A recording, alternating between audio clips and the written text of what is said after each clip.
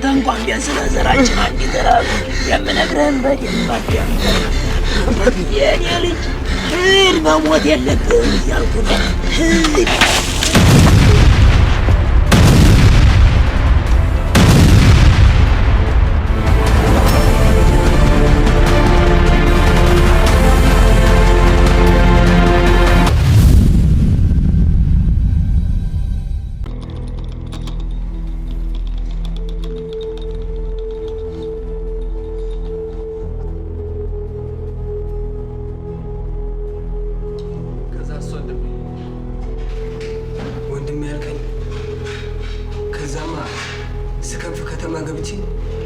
በየትኛውም አጋጣሚ መሳሪያ ገዝቼ መበቀልና መበቀሉን አላማ ይኸውልህ ዳንኤል፣ ይህ ሁሉ ከተፈጠረ ብዙ ዓመታት ተቆጥረዋል። እኔ ቤተሰቤን ደም ሳልመለስ ሰው መሆን አይመስለኝም። እንጃ የማብድ ነው የሚመስለኝ።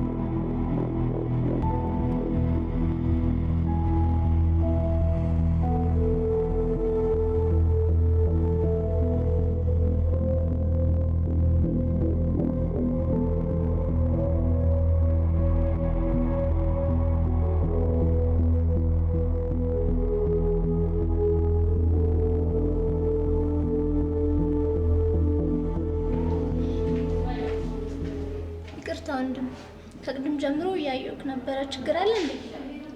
የለም፣ አመሰግናለሁ። ይኸውልህ ወንድሜ፣ ምናልባት ነገሮች አሁን ላይ ሊደራረቡብህ ይችላሉ። ያው ጊዜውን ታውቀዋለህ ምናምን፣ ግን ተረጋጋ እሺ። ለሁሉም ጊዜ አለው። አይዞህ። ለማንኛውም መጣሁ፣ ተመልሼ እመጣለሁ።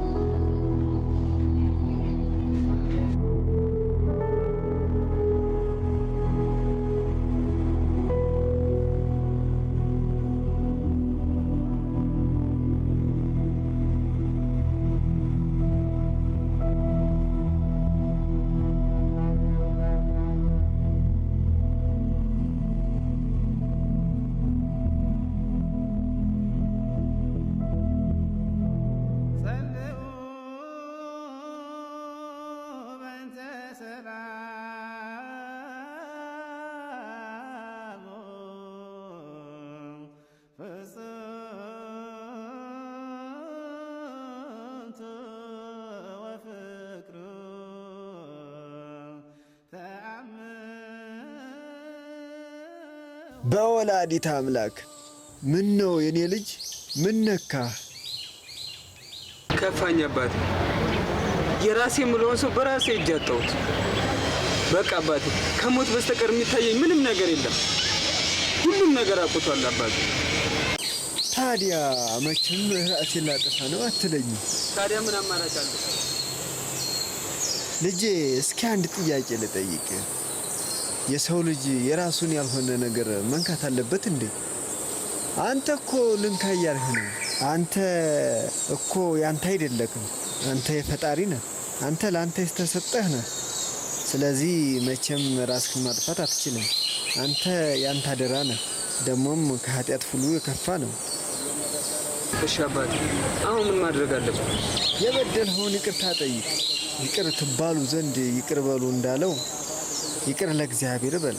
ከውስጥህ ቂምና ጥላቻን አስወግድ። ፍቅርህን በልብህ ዝራ ልጄ። አባቴ አመሰግናለሁ። አሁንም እሄዳለሁ። እሺ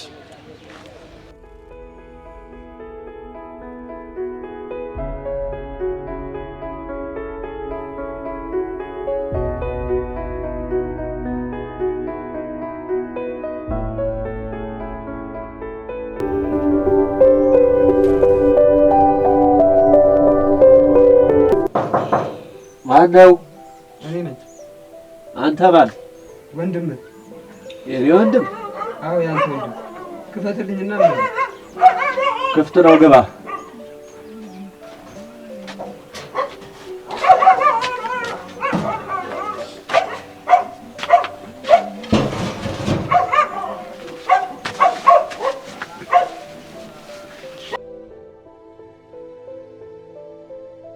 ለካ አንተ ትክክል ነበርክ። እኔ ነኝ ከትላንትናዬ ጋር ተጣብቄ ዛሬም በደመ ነፍስ የምኖረው። ዳኒ አንተ እኮ መምህሬ ነህ። ይቅርታ አድርግልኝ ወንድሜ። ይቅርታውን ለኔ ሳይሆን ለራስህ አድርግለት። አየህ አንተ ተጣልተህ ነበር ከራስህ ጋር ነው። ደግሞ ሳይረፍድ ስለገባ ደስ ብሎኛል። ስለዚህ ማድረግ የፈለግከውን ነገር ወደ መልካም ነገር እንድትቀይረው ፈልጋለሁ። እንዴት አድርጊ? በምን መንገድ? መቼም ገንዘብ ይኖርሃል አይደል? አዎ። ስለዚህ ለቤተሰቦች መታሰቢያ ይሆን ዘንድ የተቸገሩ ሰዎችን መርዳት አለብህ። ልክ ነህ ዳኒ። እንደዚህ አስተዋይ ነህ እንዴ? እዛ ባንክ ውስጥ ብር አለ። ጥሩ።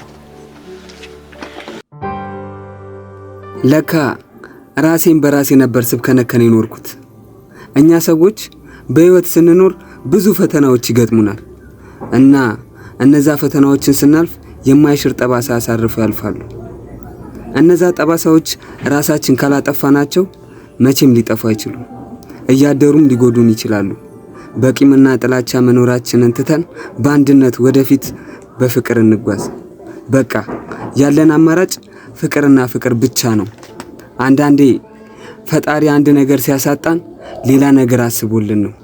እኛ ማስተዋልን ብንታደል መልካም ነው። እኔ ይሄንን የመሰለ ዳንኤልን ከወንድም በላይ የሆነ ቤተሰብ ሰጥቶኛል። ተመስገን።